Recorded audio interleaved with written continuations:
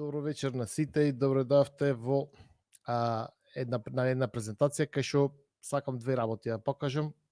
Сакам да биде малце корисна, да биде нешто што да речеме може да се види и да се искористи без разлика дали работите на некоја супер голема игра или на некоја помала игричка, дали работите во Unity, дали работите во Unreal, дали работите во било што.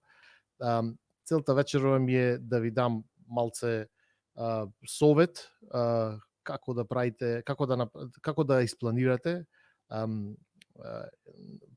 и предизвикот на непријателите во вашата игра за да биде поинтересно. Се надевам дека ќе научите нешто од ова презентација и ќе ве и сакам да ви илустрирам малце пошто се изнагледав презентации и презентирање ми е она малце нешто што ептем многу ме нервира, кој луѓето имат многу текст на презентацијата и кој ќе читат од презентација и стално ме нервира.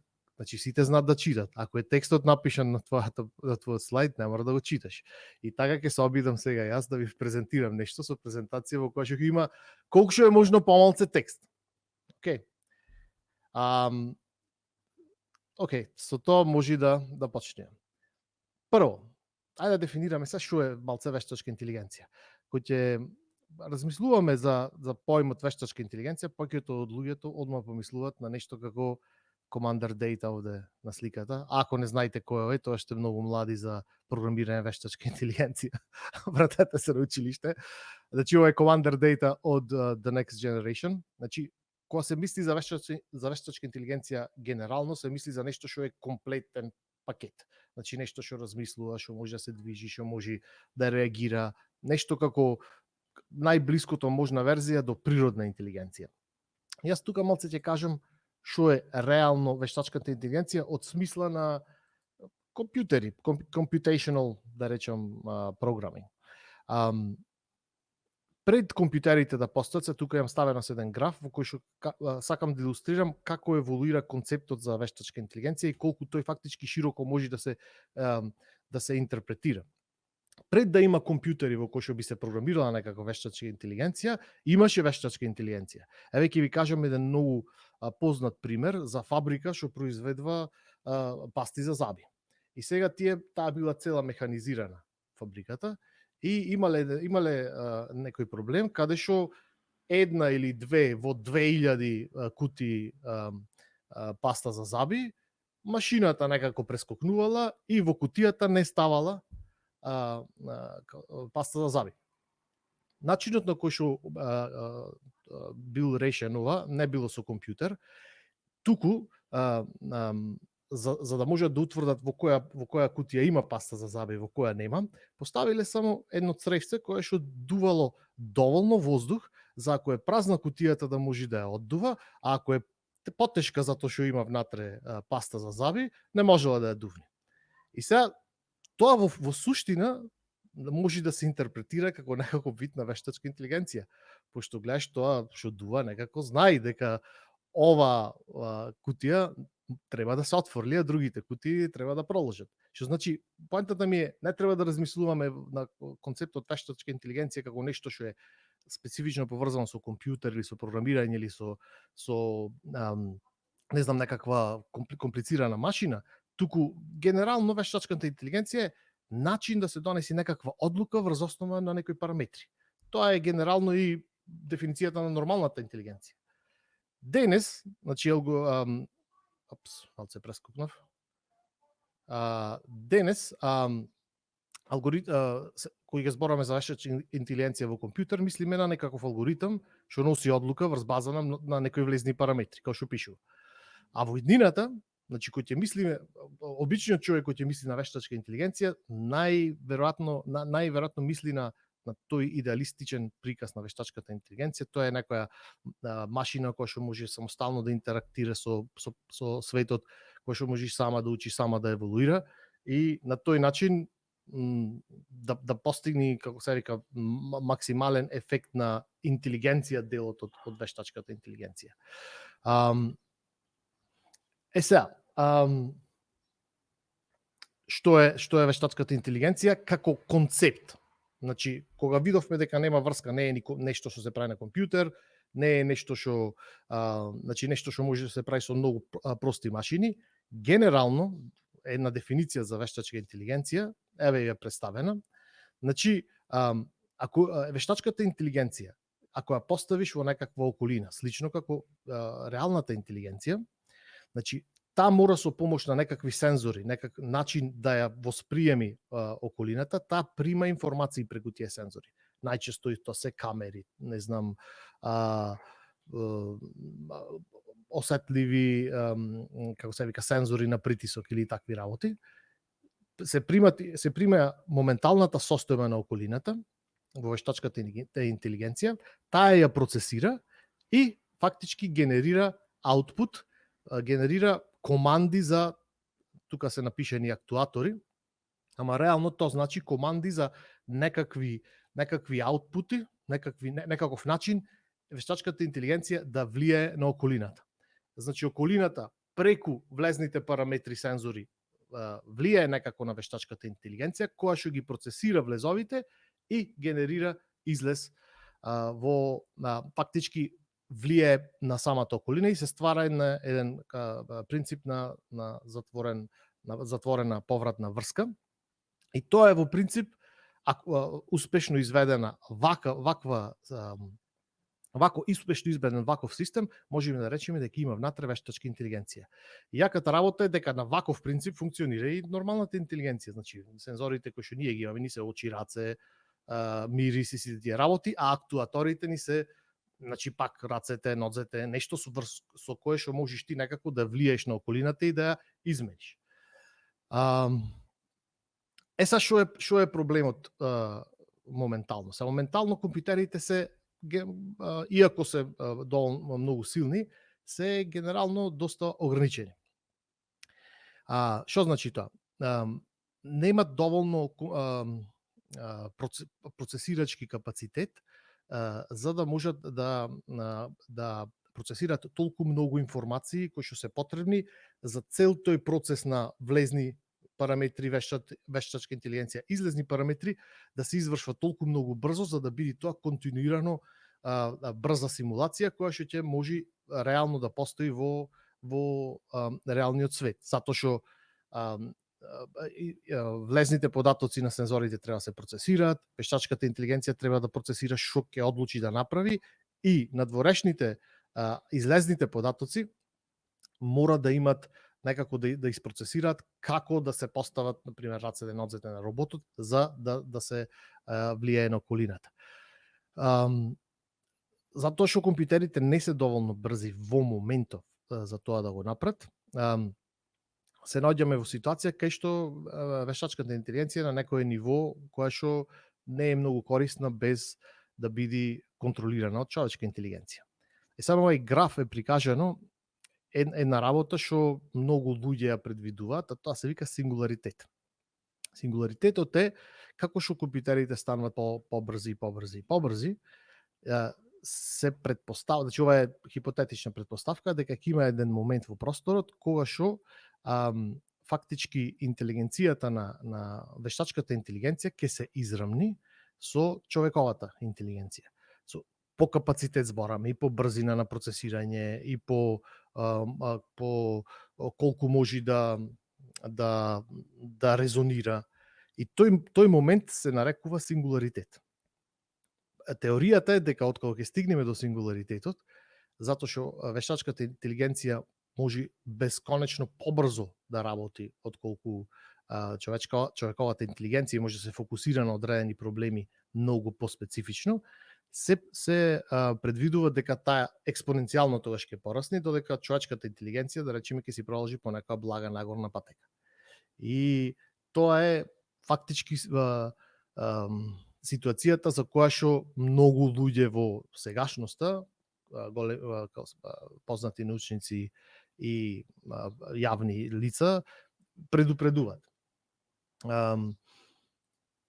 Имам едно видео спремно за ова, ако сака режија да го пушти.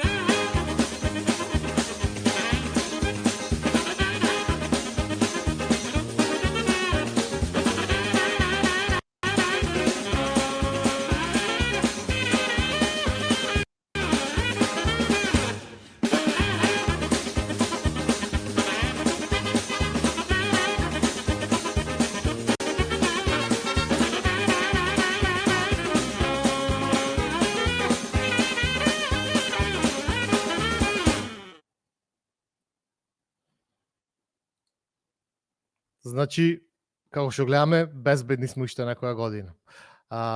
Поентата на овој на ова видео беше дека кој ќе под AI се подразбират многу широки работи, ама кој ќе се фокусираме специфично на игрите, гледаме дека уште многу имаме да работиме, дури не стигнеме дури до вештачка интелигенција во игрите, која што е базично компетентна, а да не зборуваме веќе да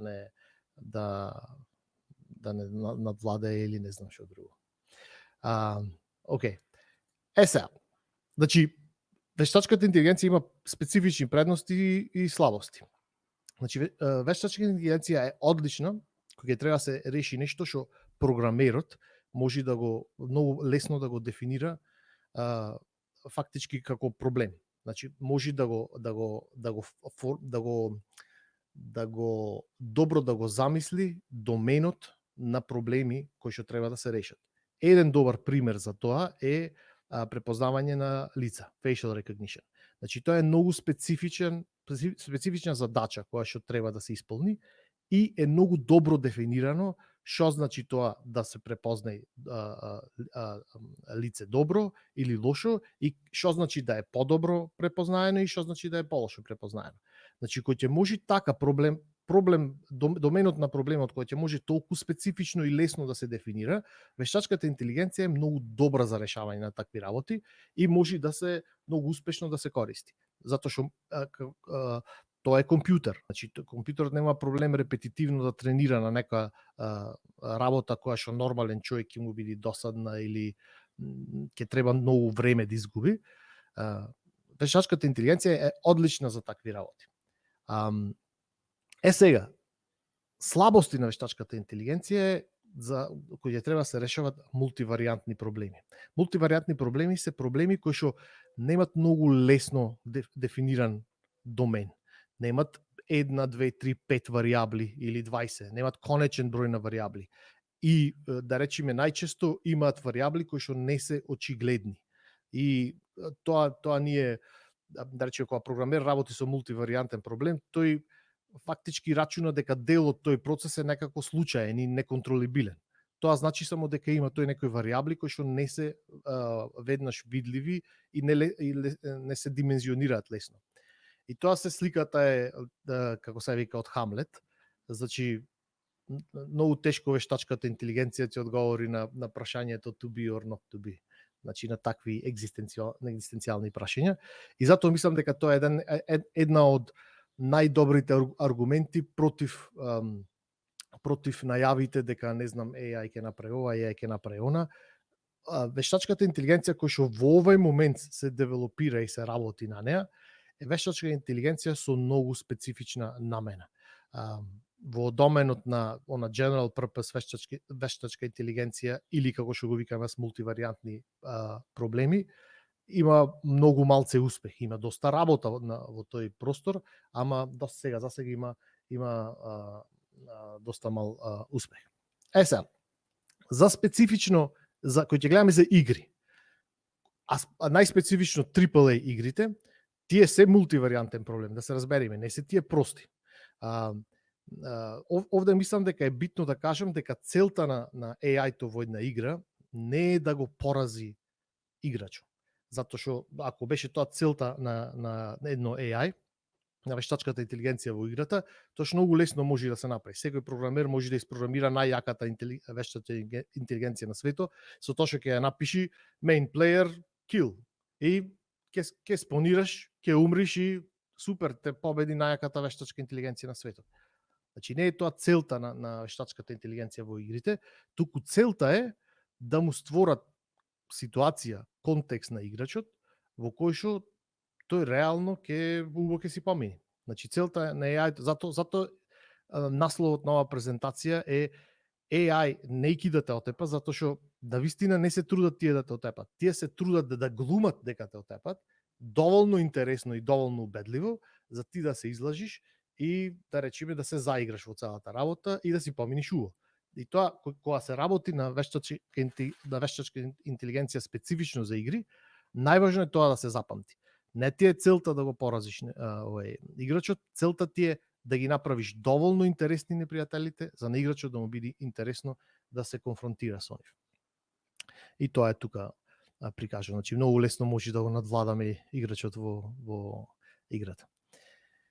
Сега има еден фактор што работи многу позитивно во однос на оваа цел на програмерите на вештачка интелигенција за игри, а тоа е дека кога ќе седнеш ти да играш некоја игра, кога ќе видиш супер моделирани карактери, држат не знам многу интересни оружја, се движат на многу интересен начин, си викаш сакаш да веруваш дека има некаков мисловен процес позади тие како се вика противници. Сакаш да мислиш дека тие некако планираат нешто, дека се движат и тоа работи позитивно за нас, затоа што програмерите треба само тој природен нагон на играчот само да го експлоатират и да му дадат доволно информации, доволно што се вика доволно зачин за да може играчот да му проектира на непријателите многу повеќе интелигенција од колку што тие реално имат.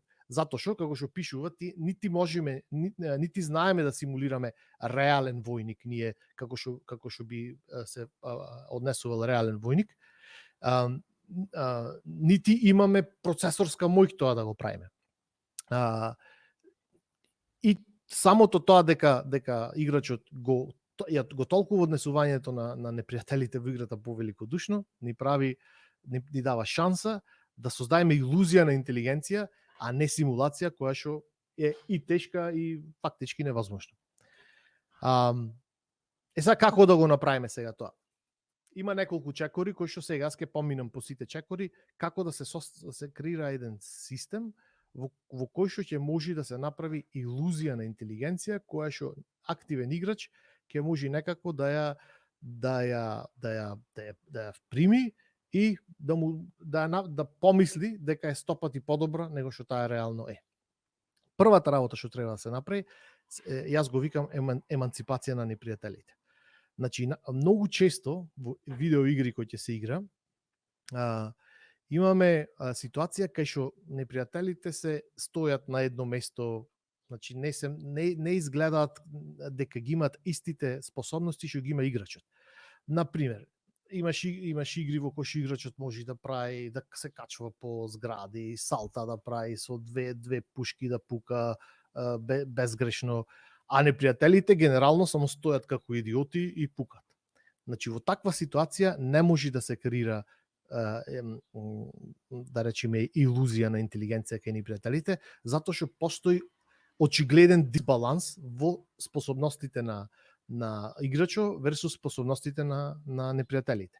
Најчесто за ова да се надмине ваквата ситуација, најчесто препорачувам да кој ќе се работи на непријателите и во движењето на непријателите и во движењето на играчот да се користи истиот код, само од играчот да иде од самиот контролер, а фактички AI системот за вештачка интелигенција да генерира сигнали како да има некој човек таму што притиска дугмиња на контролер. И на тој начин ќе се осигураме дека ако можеме ние да испрограмираме некоја комбинација на дугмина да притисни вештачката интелигенција, таа ќе го направи истото што ќе го направи играчот. Например, ваква работа имав, ми се случи мене кога работев на играта 50 Cent. Значи имаше таму многу интересна ситуација кај што главниот карактер 50 Cent тоа беше таква симулација на гангстери по улиците на, не знам, таму Њујорк. И значи главниот гангстер 50 Cent можеше да го земи контейнер, да фати еден контейнер кој што беа на тркала и да го користи за да се крие позади контейнерот и да пука од страна.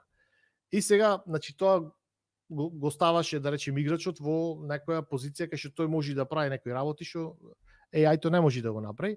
И првото нешто што направив кога се придружив на тој тим е да овозможам AI-то да може истата таа работа да ја направи и автоматски добиваш чувство дека не се тепаш против некои роботи кои што стојат на една позиција и само пукаат, туку некако се бориш против некој што може истите работи како тебе да ги направи и веднаш ти се зголемва потенцијалот да се создаде таа илузија за интелигенција.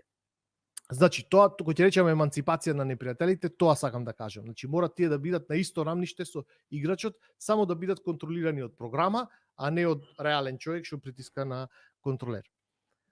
Втора работа што треба да се овозможи за да може ваков систем да работи, се вика, тоа на англиски се вика sensory honesty, на македонски би рекол сензорна чесност. Што значи тоа?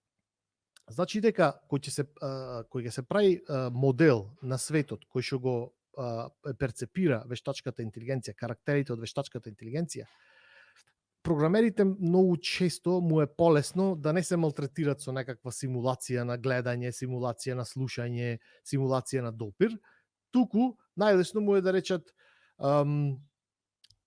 во кодот, заеми ја позицијата на играчот, направи вектор на кај играчот и трче право на кај него, дури пукаш. Тоа е добро познатиот B-line enemy, кој што може да се види во сите Doom игри, без разлика и кецо и двојката и тројката, сите Doom игри, повеќето Quake игри, значи генерално first person игрите кои што да речеме се повеќе ориентирани за technical excellence, а не специфично за не знам каков комплициран геймплей во врска со непријателите, ја го користат овој алгоритам и ова е првото нешто што било кој ќе седне да програмира вештачка интелигенција, првата имплементација му е, значи почнуваш од кај што си, се вртиш на кај играчот и само B-line право на играчот и пукаш. Значи не може ако така се однесуваат непријателите, тогаш многу тешко е човек да му атрибутира некаков мисловен процес, некаква мисловна на некаков план. И затоа треба да се инвестира време и код за да се направат системи, например најчесто се имплементират полето во кој што може да гледа непријателот. И на секој апдейт на играта се проверува дали позицијата на играчот моментално е во тој видлив опсек на непријателот и се проверва дали непријателот реално во овој момент го гледа играчот или не. Исто така се симулира дека звук слушнал непријателот без да му се каже дека да, овде е играчот. Значи, генерално се симулира дека постои некаде звук и се поставува како мало знаменце во просторот, што AI-то би да речеме потенцијално би отишло да го проверува или без да знае специфично кој го генерира тој звук. Што значи мора да се креира еден вид на модел на светот во кој што се наоѓаат. Значи не треба да се фокусираме на играчот специфично, па да земаме, како што реков, да земаме неговата позиција, кај се движи, што сака да направи, туку треба да се направи сензорен модел на светот кој што го имаат непријателите. Значи без да го имаат целиот свет, имаат специфично точки на интерес во светот. Како што ја прикажува на слика, значи го гледаме агентот е самиот непријател, гледаме дека тој гледа на кај што е овој конусот прикажан и сега гледаме дека регистрирал како се вика системот за перцепција на звук реагирал дека некој звук позади агентот бил генериран. Исто така, например, ако го видел играчот, ама играчот се скрил, наместо да продолжиме да му ја даваме позицијата на играчот, можеме да поставиме едно знаменце на последната позиција кај што го видел играчот, па тоаш можеме да симулираме дека не знам може оди да го бара или прави грешка, фактички непријателот во текот на своето движење. Исто така треба да му се поможи на непријателот со тоа што ќе се енумерират кај работи како подобро оружје, здравје, power up, или генерално кај има место кај што ако си под напад можеш да се скриеш. Значи не треба да му се дава идеална репрезентација на светот, туку треба да се изгради, тоа се вика сензорен модел, за тоа за да може непријателот да одреди каде во однос на сите тие други работи во сензорниот модел тој се наоѓа. И ова е голем дел од тоа што зборав ја за sensory honesty.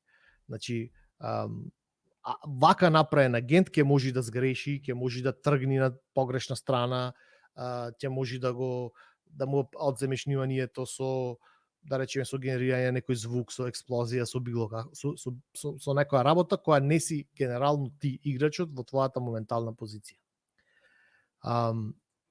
Понатаму, моделот што го прави, значи тој сензорниот модел за околината што го прави непријателот, треба да е богат. Што значи тоа? Треба да има сите работи кои што се битни за непријателот, треба да се некако енумерирани, треба некако да знае тој кај се. Например, во самото ниво, што го гледаме сега тука представено со овие круговите, агентот ќе биде представен со супер кул 3D модел на некој војник. А сегде овде кај што пишува препрека, потенцијално ќе има, не знам, некаде камен, некаде буре, некаде дрво, некаде куќа, али генерално за агентот тоа значи дека сите овие работи се препреки кои што тој потенцијално може да ги користи за движење, за криење, за борба и така натаму. Кој ќе речам дека сензорниот модел на непријателот треба да биде богат, мислам дека колку што е можно повеќе работи од околината треба да бидат енумерирани и да му бидат достапни на агентот за да може да ги анализира. Како ќе ги анализира? Најпростото query што би го направил агентот е, например, дај ми ги сите препреки што се на даен радиус од мене.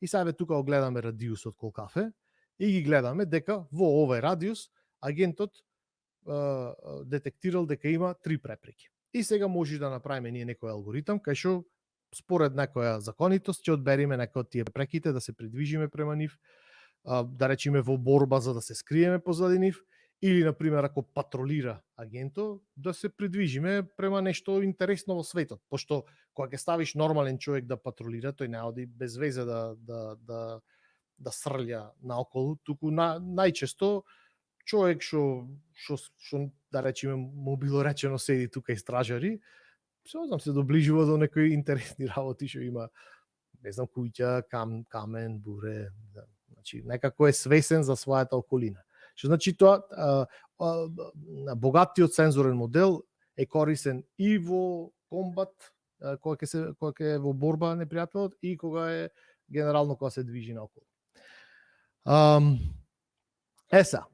Ако толку лесно ако ги имаме сите овие поставки, што се случва сега? Еве, зелената стрелка го представува играчот и сега играчот иди од некој правец.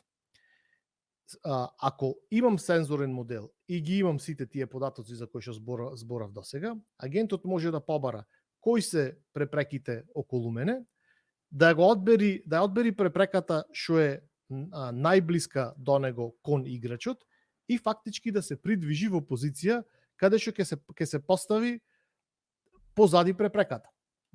И сад реално тоа што сме го испрограмирале тука е: имаш непријател, гледаш непријател, енумерирај ги сите препреки околу тебе во радиус од 5 метри, одбери таа препрека што е најмногу во правец на твојот непријател и придвижи се према неа. Што значи многу проста логика сме испрограмирале, а реално на играчот ќе му се чини дека агентот некако пробува да постави препрека помеѓу него и играчот за да ја отежни, за да се скрие фактички. Со буквално истата логика програмирана ќе се случи ако играчот дојде од другата страна. Значи пак логиката е иста. Енумерираме препреки во даен радиус, го ја одбираме препреката што е најмногу во правец на играчот и се придвижуваме према неа. Што значи тоа? Дека со една многу проста логичка операција, со една многу проста програма на вештачката интелигенција, некако правиме ситуација сега во која што играчот од каде и да дојде, агентот изгледа како да реагира интелигентно на нападот на играчот. Значи, со вака поставен концепт, значи, ако ги имаме сите овие работи за кои што кажав, емансипација, сензорна честност, ако имаме богата репрезентација на сензорната на сензорниот преглед на непријателот што го има од околината, како што реков, дури прости правила ќе изгледат интелигентни и најбитното е дека играчот ќе мисли дека играта фактички одговара на неговиот стил. Значи тоа ако нападне од оваа страна, играта се брани од таа страна. Ако нападне од другата страна, играта се брани од другата страна. Со доволен број на вакви прости правила се случва така наречено emergent. Не знам како да го преведам, па го преведив изродено однесување. Значи, со комбинацијата на сите овие прости правила, која ќе дојди играчот и во зависност на тоа колку препреки има во околината, колку други работи има во околината, колку може да гледа агентот, колку може да слуша агентот, комбинацијата на сите овие работи генерира некакво однесување кое што иако не можеш ти да го предвидиш 100% затоа што не можеш да го предвидиш однесувањето на играчот во 100%, сигурен си дека ќе се генерира некакво однесување на агентот кое што играч кој што дошол да биде забавуван, ќе го интерпретира дека е некако посебно интелигентно или паметно. Еве сега ќе ви дам како се вика специфичен пример за како од многу просто правило да излези нешто што објективно играчот ќе го протолкува како интелигентно понашање. Правилото е напишано долу, значи пронајдена е блиската препрека кон играчот и постави се позади неа. И сега имаме ситуација кај што имаме препреки кои што се генерално во некоја права линија поставени. И сега, агентот седи од едната страна, играчот иде од другата страна. Што се случува сега? Агентот проверва, која е мојата најблиска препрека? Таа е кон играчот, да се придвижам према неа. И се придвижува. И сега што е реакцијата на играчот? Играчот вика, се скри овој позади камерата. Разбираш? И сега оди понатаму. Пак одбира најблиската кон играчот. И се придвижува. И сега играчот вика, не знам, овој почна да ме напаѓа. Значи, генерално ние имаме многу просто правило кое што вештачката интелигенција го врти, ама тоа сега во умот на играчот му изгледа како ки знае што да се дешава. И си вика, готово, ќе стигне до мене и ќе ме убие, треба да се повлечам. Истата линија на препреки, ако го поставиме агентот сега да биде, да речеме, ортогонално, нормално поставен на линијата на препреки, и ако играчот дојде од спротивната страна, што ќе се случи? Кога агентот ќе побара да види која препрека ќе го донеси поблиску до играчот, ќе ги енумерира сите препреки фактички, ама ќе види дека две од нив не го носат во линијата на играчот и ќе ги отфрли. И на тој начин, кога ќе побара дали имам препрека да се придвижам према играчот, фактички системот ќе му врати не имаш. И фактички ќе остани каде што е. А играчот тоа ќе му се чини како види овој паметен е, нема кај да излези, знај дека е на отворено и зато не си ја издава добро во поарна позиција, неки да си ја издај. Што значи едно просто правило ние направивме и како резултат играчот било како да се придвижи во оваа ситуација, агентот некако, да речеме, ќе реагира на начин кој што ќе му дозволи на играчот да фактички да не му се расипи, тоа се вика suspension of disbelief. Значи играчот своеволно верува дека овој не е вистински човек и затоа тој има значи не онај нормалниот процес на луѓето кај што ние проценуваме дали е нешто вистина или не, намерно го потиснуваме кој ќе играме игра. И се што треба играта е да не ти го расипи тој suspension of disbelief.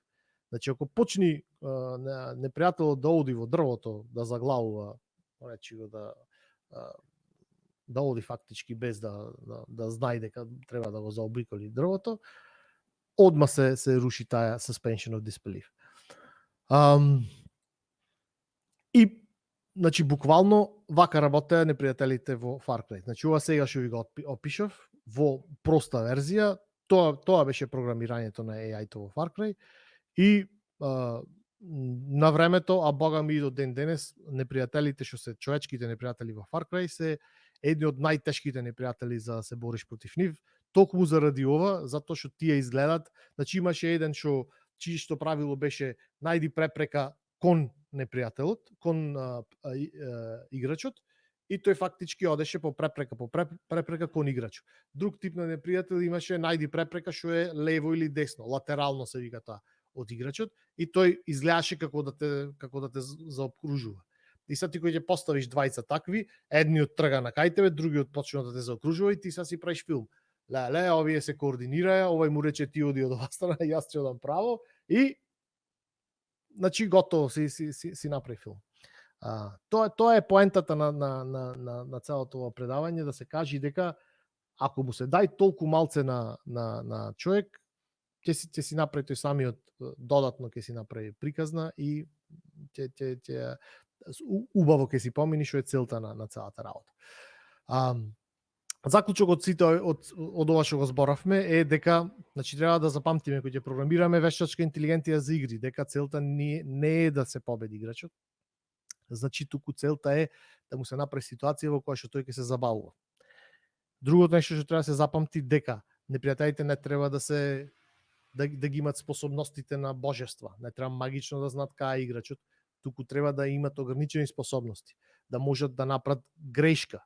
Значи, како што пишува, ако нивната представа за светот не е совршена, ти би полесно да имат искрени грешки, значи тие одат, не знам, ти правиш некој звук, па сега иди звукот, иди тој да го провери звукот, а ти во меѓувреме си завртил позади него и са ти осеќаш дека ова јас го наведив затоа што успеав да го излажам фактички непријателот и тоа му дава додатна димензија на да речам на реалност на непријателите. И како што реков, значи, сакаш играчот да биде убаво да си помине генерално и тоа е мислам тоа, само да видам дека мислам дека да, ако има некои прашања, може сега да ги поминиме. Гораста, ако си тука, јави се. Гораста секогаш тука и се јавува. Кажи ми, колку е... Јас само сакав едно видео да пуштам. Пушти? Ти Да го пуштам јас? Да. Сега да не испадне дека јас ги кудам само другите луѓе кај што прават грешки во значи не другата вештачка интелигенција кај што заглавува и генерално прави глупости. Ќе дам еден пример за кој што можам да кажам дека сум јас лично одговорен за оваа глупост и моја среќа е што сите луѓе што го видоа ова мислеа дека ова е фактички некој намерно направен истер ег, а не само обичен, да речеме, баг, кај што, да речеме, пропуск прави вештачката интелигенција и се дешава нешто што значи до ден денес не знам што сгрешив за ова да се случи, ама реално не знам дали се гледа, ама тоа е како се вика свиња што вози баги. Значи свињите беа дел од декорацијата на островот и не знам како се случваше дека ако некој од време на време се најдваше некоја свиња која што се качува во баги и го вози. Добро. Супер. И ова можеш, значи на интернет ова да easter egg of Far Cry, нема врска ти чист баге. Никој не знае зашто се деси ова. Кажи ми, колку време е потребно за да се испрограмира AI-от во AAA игра од типот на Far Cry Bulletproof? Многу време, мислам, тоа е една од главните инвестиции во играњето. Значи, генерално, кој ќе работиш игра, најмногу време му треба на уметниците да ја измоделираат и да ја занимираат. И сега фактички гледаш ти колку време имаш за се друго да направиш во тоа време. Програмерите што можат да направат и се работи на, да речеме, на квалитетот на рендерот, на квалитетот на репродукцијата на анимациите и на enemy challenge-от. Значи тоа е една од главните работи на кои што се троши време и кој ќе речат луѓето дека не знам, ова игра требаше 4 години да се развива. Значи има тим кој што 4 години работеше на вештачката интелигенција. Така. Кажи ми, си играм со ваквите се додека се најдам. Супер. Кажи ми, еве има прашање, вика, дали бројот на непријатели игра улога во тоа, колку е паметно AI-от уствари?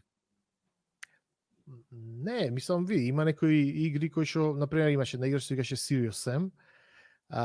Значи таа игра се гледаше дека некој не инвестирал многу во вештачката интелигенција на непријателите, пошто сите непријатели буквално одеа со beeline approach што го кажував. Значи земаш кај е позицијата да Думира. играш и као Doom, одиш право на него и таму да речеме интересното беше дека имаше илјадници луѓе и се тепаш, дури не го тепаш сите. И се тогаш не ти треба многу AI ако имаш многу непријатели, ама во принцип ако имаш непријатели кои што трошат процесорско време за да мислат, то зема време од фрейм рейтот на играта. Например, Call of Duty може да постигне 60 фрейма на секунда, затоа што непријателите во Call of Duty буквално стојат на џамо и пукат. Значи нема никаков процес на интелигенција што се прави таму. И тие можат остатокот од времето, тоа време што би го земало например со Halo го одзема пресметувањето на што ќе направи непријател следно, тие го трошат на рендеринг фактички. И затоа можат без проблеми 60 фрейма да постигнат, кај што Halo, да речеме, постигнува 30 фрейма на секунда, пошто 4 милисекунди се троши на размислување на непријателите. Са 4 милисекунди може не звучи како многу, ама за да добиеш фрейм рейт од 60 фрейма во секунда, треба целокупната калкулација на фреймот да го направиш ти во 16 милисекунди. И сад ти ако 4 секунди фактички ако троши 4 милисекунди ако трошиш на AI, ти остануваат само 12 да правиш се друго. И затоа, значи игри кои што имат генерално подобар AI, немат многу непријатели и генерално се ограничуваат на 30 фрейма, а не на 60 и така натаму. Така. Дали постои простото правило кое што го збореше скри се зад препреката на најблиску до играчот, би го покрил случајот каде непријателот случајно се наоѓа пред играчот, а препреките се позади? Значи не ова е едно правило. Значи реков јас дека треба да се направат едно множество правила кои што комбинацијата на сите тие правила ќе донеси таков emergent behavior на AI-то. Значи во овој случај имаше и ако ти е играчот блиску и нема меѓу тебе и играчот кај да се скриеш, значи тогаш ти е праја мелеј напад, пукаја, значи од контекстот зависи. Генерално треба да се покријат сите можни ситуации во кои што ќе се најди. Например, дизајнерите цело време се лута, јас имав едно правило да нема 10 метри, да нема крукот со радиус од 10 метри во играта околу било која препрека, кај што нема друга препрека. И не знам, многу се лута, биле cluttered нивоата, имало многу глупости и не знам, тоа визуелно не било добро, али генерално мојот предлог беше, значи ставете камења, ставете дрва, ставете буриња, ставете било што, само мора да имат непријателите нешто во околината со кое што ќе можат да прати интересни работи.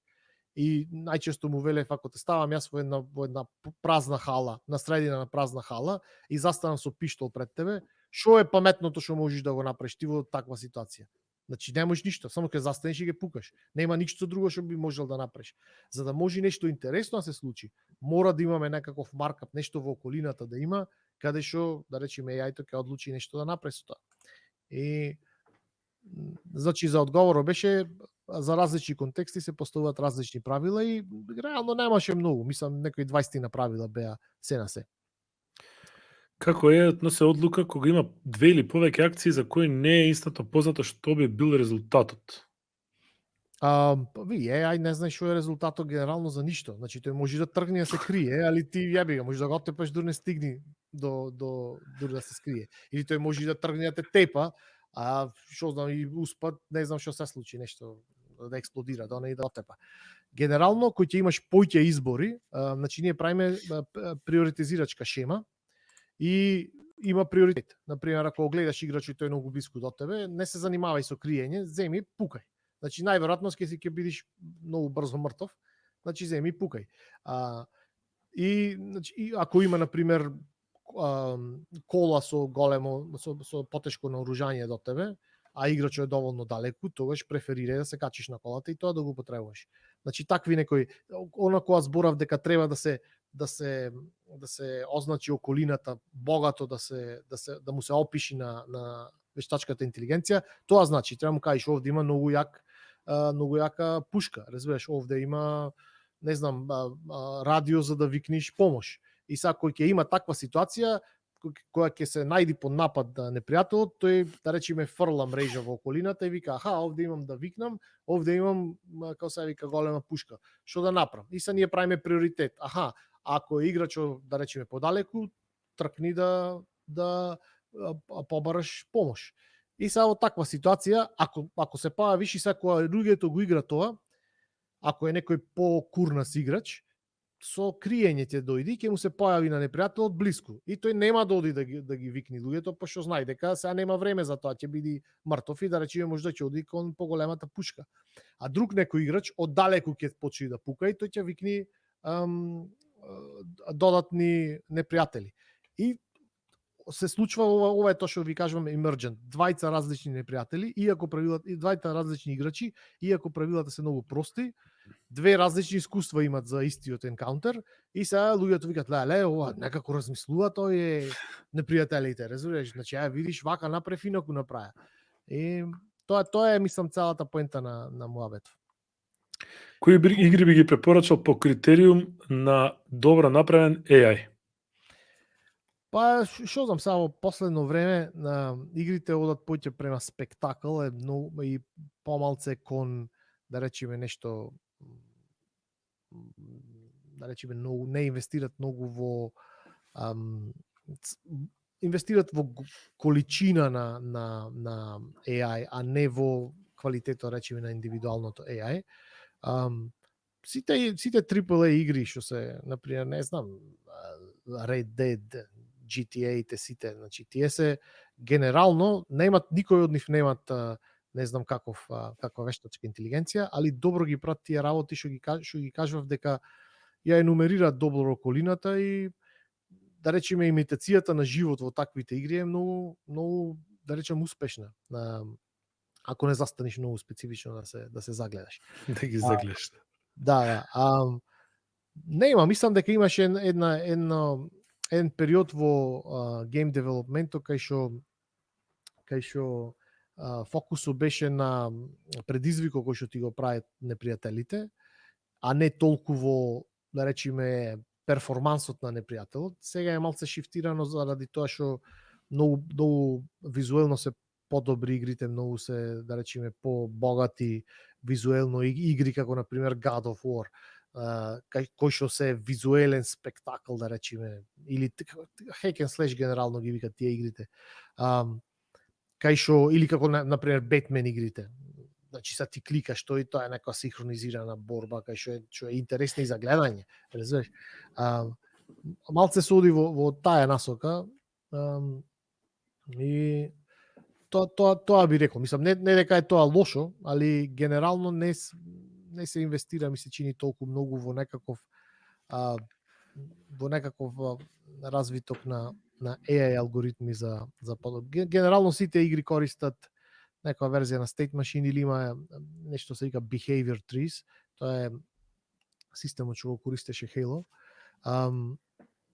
Генерално тоа е state of the art кога сега луѓето прат AI.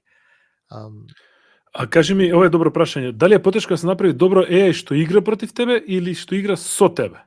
Дефинитивно со тебе. Значи тоа е едно од најнерешливите прашања. Например, кој играл Last of Us, например, знае дека кој ќе се им контролираш еден карактер, ама има тој, да речеме, девојката оди со него.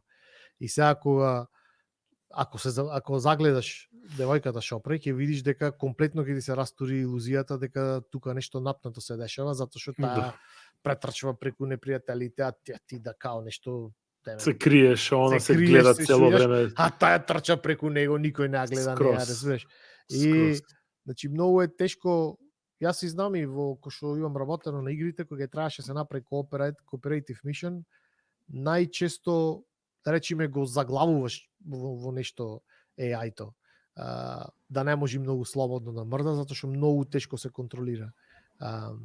И го познавам, јас е програмирал, што програмираше The Last of Us, и правев муабет со него за врска со тоа, и вика тоа беше свесна одлука што ние ја донесовме, да дозволиме тоа да се случи со карактерот на Ели, затоа што многу време, количество на време што требаше да се инвестира за тоа да се направи апсолутно точно и да не ти расипа, да не ти се расипа имерсијата, беше прохибитивен, значи не е можно да се направи тоа. Штета. Да, Една од работите кои што комплетно го уништува Мене тоа многу ми пречеше. Многу, ми многу, пречеше многу, мене. многу. Да. Но еден куп други работи не ми пречат, значи ништо тоа дека е рейл, дека е игра, дека е све окей. Тој момент дека додека јас се кријам и нешто се шуњам по ќошеви, Си правиш оваа филм? што е малава си станува исправено, поминува десно негде тука, дека ја гледаат онака скроз мрда на страна. Да. Да. Може ли малку за употребата на машинското учење и модел трениран за на кориснички инпут или цели за постигнување како модерен модел за AI наспроти стариот? Јас... Абе види, значи ова е она што го кажав на слайдот дека AI-то е многу добро за добро дефиниран проблем. И мислам дека машинско учење може да се случи само за проблем на кој што можеш да му дефинираш лесно на компјутеро што значи успех, а што значи неуспех. Значи сега, како ти кажам, и то генерално не се многу широки проблеми. И затоа реков дека машинско учење за препознавање лица е многу лесно. Машинско учење за експертски системи е многу лесно, разбираш? Али на пример само машинско учење за да донесиш одлука, не знам, на пример, од 30 можни работи што можеш денес да ги направиш или кој ќе се соочиш со не знам, со некаква класа на непријатели, што од сите можни работи што можеш да ги направиш, можеш да ги направиш. И тоа да е некако, мислам, види, значи ние сме машини за машинско, луѓето се биолошки машини за машинско учење. Значи ние почнуваме со мозок кој што не можеш ништо да правиш со него. И sad ти полека го тренираме и фактички говорот го научуваме, одењето го научуваме, интеракцијата, social cues, сите работи ги научуваме. Што значи ние имаме урнек за машина која што со машинско учење некако постигнува некаква автономност, ама мислам дека моментално алгоритмите и компјутерските системи не се таму за да можат толку генерален систем како што го решава нашето тело, например. Нашето тело го решава проблемот живеј. Значи одржи се во живот некако. Ме разбираш?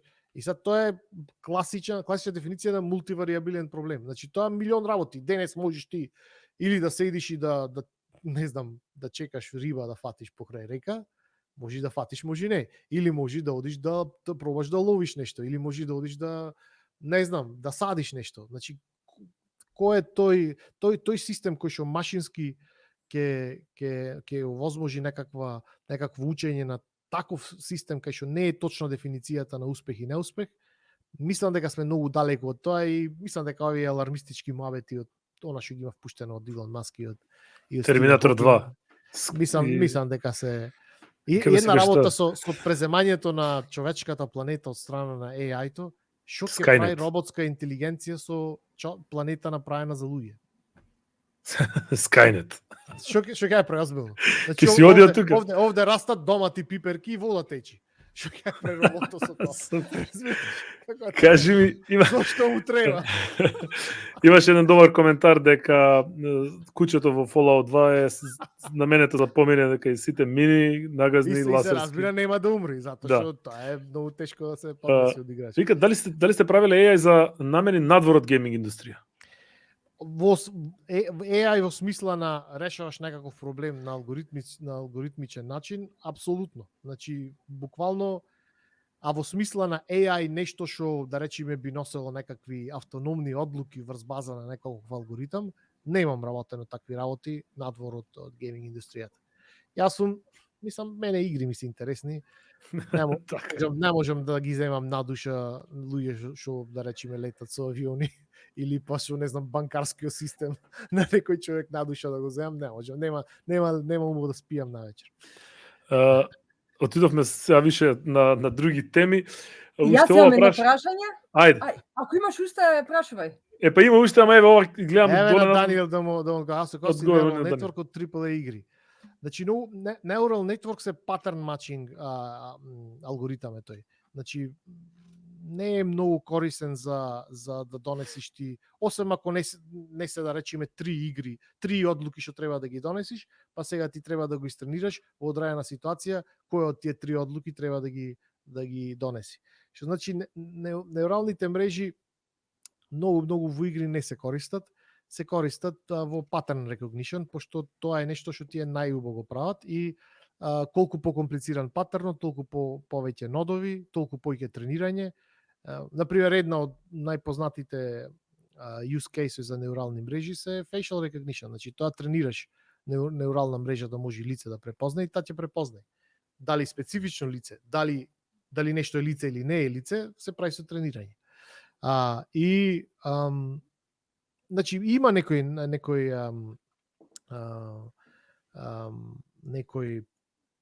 примери кај што луѓето пробвале тоа да го прават, али ти викам, не е толку лесно дефинирлив проблемот на играње против противник за да можеш да користиш мала neural network, а neural network нема толку капацитет за мултивариабилен проблем да го реши, што значи тие се некако надвор од скопо на проблематиката за игрите.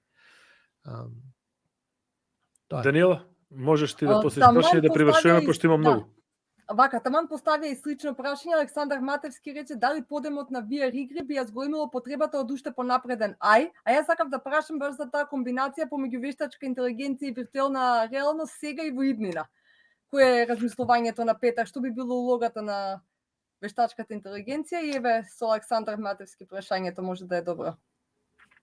Па не знам колку имат врска ова работа и би сам го слушав претходниот говорник, значи тој пошто работи во тој простор, фала Богу дека е многу позитивно индиспониран према него, ама на пример тоа не е, да речеме, моето искуство со тој простор, значи генерално ние знаеме дека Facebook Meta инвестират многу во VR, ама многу малце гледаме да речеме иновација во тој простор во смисла на нешто друго што не е иновација во однос на интерфејсот со кој што ти интерактираш во играта.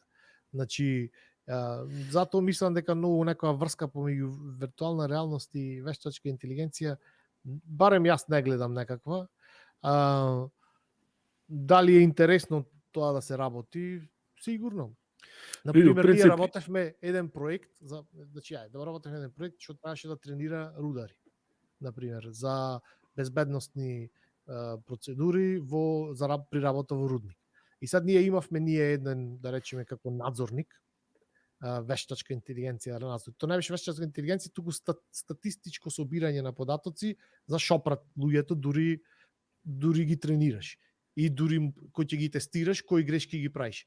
Ги прави. И сега ние имавме некоја статистичко собирање. Чекај, се заглавив, што се случи? Не бе, добар си. Не, добро си. Имавме некакво... Само се загледавме. Мене ме заглави. Имавме некакво статистичко собирање на податоци, од кој што ти после можеш да носиш некаков заклучок. Овај рудар е добар за тоа, овај рудар е добар за тоа, ова е најчестата грешка што ја прават рударите, ова е нај очигледното на подобрување што може да се направи. Сам ти кажам, и тоа е во некоја рака интелигенција, затоа што, како што реков, собира податоци и врз основа на тие податоци генерира некаков аутпут. Што значи, не знам, ако ме прашаш мене, се што собира информации и некако ги процесира е во некоја рака вештачка интелигенција, пошто тоа е суштината и на самата интелигенција. Не знам, многу избегав. Мислам некаде. Сега јас не го гледам Гораст. Мислам дека Гораст заглави. Мене ме слушаш? Тебе те слушам. Чекај, само јас и ти сме изгледам другите заглавија. Па да. Имаш уште едно прашање, можда ќе им биде интересно на дечките. Беше за колку е тешко да се направи вештачка интелигенција за бомба или за масовна експлозија. Колку е тешко да се програмира бомба или масовна експлозија додека се вратат? Чекај, како да се програмира бомба или масовна експлозија? Така пишува, да, колку е тешко да се програмира бомба или масовна експлозија? Значи, не знам. Ова е терористичко прашање. Не, валјда ако мисли во игра, не знам, ако направи некој убав партикл систем, само треба да се стартува партикл системот. Не знам. Мислам, не треба да се програмира тоа. Генерално, ефект на експлозија или нешто, тоа е веќе асет во сите гейм енджини, го креираат уметници, програмерите само го пуштат, да речеме, на соодветно место. Што значи, Не знам дали му одговориш на Чајко. Малку Горо беше заглави одамна, се замрзна. Да, Да. тоа е тоа. Може да ни намигнеш ако си работел на F22? Не F22, намигнува. што е тоа И јас не F22? знам што е F22. Нешто авион? Всушност, која е еднината на вештачката интелигенција во игрите, ако не ја врзуваме со VR? Бидејќи некако сите зборуваат и во претходните предавања и кога беше Дајана ја прашуваа сега што ќе биде со VR, мене ми фали грин скрин и се исчезнувам на екранот. И сега што ќе VR. биде ако не е VR? Што ќе се случува друго со вештачката интелигенција? Затоа што реално и нема да биде само VR. Па, генерално ресерч, да речеме, ресерч вештачката интелигенција оди кон, да речеме, сингуларитетот, рекреирање на симулација на човековиот мозок, пошто, да речеме, концептуално човековиот мозок ние знаеме дека е една огромна и комплицирана неуронска мрежа. Сега, конкретните детали на тоа како работи, колку голема е, како ги процесира податоците ги немаме, али генерално AI research се фокусирани на таа тема. Например, има еден многу познат футурист, се вика Рей Курцвайл. Значи, тој има во минатото има неколку предвидувања направено во врска со развитокот на технологијата. Тој вели дека ќе постигнеме ниво каде што во компјутер ќе може ефективно да се аплодира да речеме нешто со комплексност на човековиот мозок веќе во 2030 година.